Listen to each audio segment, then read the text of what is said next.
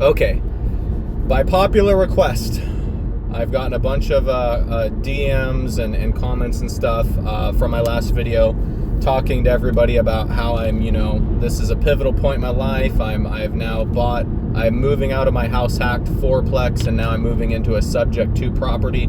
And a lot of people were home. And a lot of people were asking me, Brandon, hey, can you break down the whole thing, right? Subject 2 is such a mystery to people, and they're really interesting and like, hey, how did you do it? Start to finish, tell us about it. So here's that video. And this video is for people who are not expert negotiators. If you're not an expert negotiator, this video is for you. If you're not a wholesaler, if you don't have the time, money, and energy to reach out to homeowners directly and negotiate terms, right? If you're not banging the phones, spending $5,000-$10,000 a month on outreach to have these at bats, like if you're just a kind of a regular person, or if you're busy but you have some money and you just don't have the time to negotiate these type of deals, this one is for you. So how did I find the deal? Through another investor. That is correct. I spent $0 on marketing. I did not take any time to talk to the actual homeowners or sellers. I did not get any of the contracts. I did not negotiate any of the terms. Another investor did. And I bought it from him directly for a down payment, right? He said, hey, give me X amount of dollars and I'll give you my position in this contract. It's an assignment of contract. And that's what we did. So I gave him an amount of money that he wanted, so he would give me the terms that I wanted. So I bought this house. It's in Sandy, Oregon. It's about 1,725 square feet. It's a split level house, 3-bed, 2-bath. The terms are, there is still $347,000 left on the note. It's about 4 years into payment, so a huge chunk of those first 4 years of payments were made to interest. So obviously, as you all know, amortized notes, the interest is front loaded so the banks can get their money, right? So a huge chunk of that's been paid for me, which is great.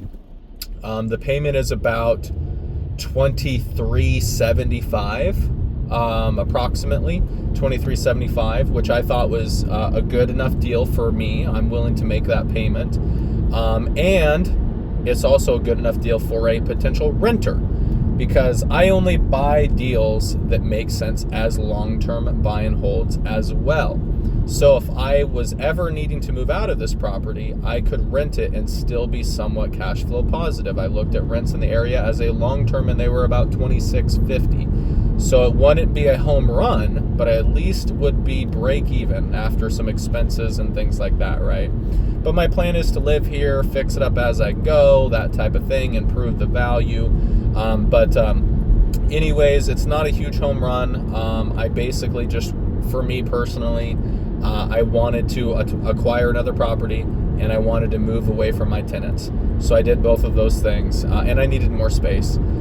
So I bought this property. My all-in price is around $400, $405. ARV is $450, maybe $475 on a good day, on a good season with good interest rates. But obviously you can force some value by improving things, making them look really nice, right? So maybe maybe $475. But again, I wasn't really looking at it as an equity play. I was looking at it, hey, will this make sense as a rental? And it does. And can I live in it? Yes. Can I add some value by fixing things up? Yes. So that's kind of why I did it. The interest rate, now this is what everybody wants to know. The interest rate is 3.75. How are you going to get that on market? Not going to happen. Not going to happen at all. 3.75. I doubt we'll see those interest rates maybe ever again. We might get somewhere in the fours, high fours, but never 3.75. I don't think we'll see that. That was the other reason why I had to buy this deal, is because that made the payment so much more affordable on that level of house. So that was one of the big reasons. I was like, I can buy an interest rate that we'll probably never see again. So I was like, let's go. So anyways, so that was a little bit about the deal, but the process, let me get into that, because that's what it seems like people want to know. So again, if you don't have the time, money, or energy to go find these deals and negotiate them, and if you understand all the terminology and have all the contracts, if you're not a member of Pace Morby's group and you don't have access to you know, all the lawyers and the title companies and all that stuff, you can just buy directly from an investor who has this. You know, make sure the deal makes sense for you. But anyways, so we did that. We opened up escrow, right? Just like a regular transaction. You have to find an escrow company that is willing to do subject to transactions, because not all of them will. If you'd like to know the title company that we used, feel free to message me or DM me, and I'll let you know. And again, this is for the Portland, Oregon metro area. You know, this is the one I went through, so I can give you my advice on that, how it was going through that. You know, we had the title reports done. We had everything, you know, was taken care of through title. Made sure, you know, they provided title insurance, which is kind of, you know, sometimes tricky with subject to transactions. So you got to be ready for that. But everything, you guys, is honestly, it's easier. I don't know if you've bought a house yet, but when there's not a mortgage company involved, because there's like, the paperwork's that thick, man. I've bought in 3 properties the traditional way, and the paperwork's like that thick, and you have to have a bunch of notaries and signatures and stuff. Honestly, I just DocuSigned this information. I didn't even have to come in, which was amazing. But it was really, really simple, you guys. It was just like, hey, you're buying it from this person, because he did close on the property. So he closed, he had to evict some people. It was a rental. He evicted them, then he offered it to people that he knew, one of them being me. And so it was vacant. I walked it twice, made sure I got a really good feel for the area, the neighborhood, the comps and that type of stuff. And then we moved forward. We opened up escrow or title, whatever you want to call it. We did the prelims, we did the title report, we got the title insurance, you know, we have, you know, the title company did exactly what they're supposed to do. And it was really easy. We had, I think we could have closed in 2 weeks, but we ended up closing in 3 weeks just because I wanted a little bit more time to make sure that everything was good. I'm not as familiar with subject to transactions, so I hired a transaction coordinator. They charged me $1,800, which again, I've done that once. It was a recommendation of a recommendation. They helped me out a lot. One thing I will say is there was some documents we were hoping to get signed by the original sellers, the people who the mortgage is still under, and we were having a tough time doing that. So, you know, and again, it's about risk tolerance, right? Generally, you want the homeowners to be involved, right? Because their name's still on the mortgage. So I am going to reach out to them here, if not this week, next week. I have their address, I have their phone numbers, I have their emails and all that stuff. I'm going to reach out to them and say, hey, you guys, I'm the one stopping your property from going into foreclosure. And again, that's a little threatening. I'm going to word it differently, but like, I am the guy that's making your payments for you. So I'm helping your credit. I'm stopping you from going into foreclosure because they obviously couldn't make the payments. They didn't want to deal with it anymore. So I'm handling it for them. And basically, I'm your friend, right? I'm here to help you guys. I just want to let you know everything's being taken care of. I think there's a form that U.S. Bank. So U.S. Bank is the mortgage note holder, and that was another thing that made me feel more comfortable. U.S. Bank is a huge entity, right? The likelihood of them calling the note due on sale or any of that stuff is really low, right? Because I'm one of millions. And 2, they didn't do it when the other investor bought, and he owned that property for about 5 or 6 months.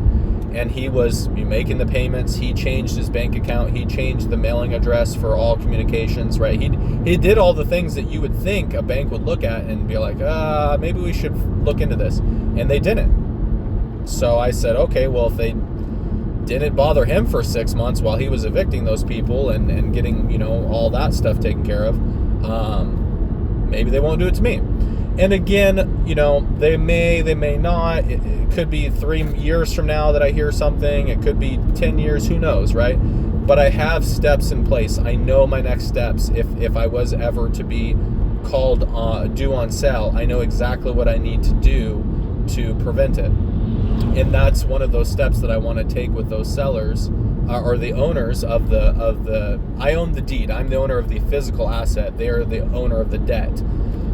So I want to talk to them and say, hey, just in case there's ever, this problem down the road, I just want to be able to talk to the bank on your guys' behalf. So can you please sign this paperwork? And that'll probably be the last time you ever hear from me. As long as I can speak on your guys' behalf to the bank about this mortgage, I should be able to take care of everything from there. So I'm going to get that signature, and hopefully that'll never be needed. But if it does, I just want to make sure I have it so I can talk to the bank and do whatever we need to do to, rectify the situation with them. But honestly, you guys, it's really not that hard. There was no appraisal. I could do an inspection if I wanted to. I didn't have to. I walked it. I had a couple, at the sewer line scoped. I looked at the roof, looked at the foundation, looked at the major things, right? Like I've bought a couple homes. I've been through hundreds of homes at this point. So I have a pretty good idea. I knew that there's going to be work that needed to be done, which is fine. And I have the ability to do said work or pay people, right? So yeah, that was pretty much it, you guys. It really is just a regular transaction. The only difference when it just comes to the paperwork and honestly the lack of, like, there's a lot less paperwork when you do sub 2 transactions. So if you guys have any specific questions, feel free to reach out to me. I do have a list of paperwork that you would want to have during a subject to transaction. I got that list from my transaction coordinator. So if you guys would like a list of the actual documents that you would ideally like to have signed by the homeowner, but not necessarily, I can give you guys that list. Just feel free to reach out to me. But really, when it comes down to it, you guys, these people need me to pay the mortgage for them. They're just not in a position where they can do it anymore. And, I walked into some equity, but really I walked into a 3.75% interest rate, and I wanted another asset, and this is definitely an asset that I want to have. It's still in Clackamas County. It's a little bit further out of the way. I was living in Gladstone in one of my units in my apartment, the fourplex that I own. However, beggars can't be choosers. It was still in Clackamas County, which is a huge win for me. I'm not too terribly far from my other properties, which is a huge win. It's a 3.5% interest rate, huge win. The payment's reasonable, huge win. So there's a lot of wins. There's pros and cons to every investment. Just, obviously make a decision that makes sense for you. But if you have any questions, feel free to DM me or comment down below. Subject to.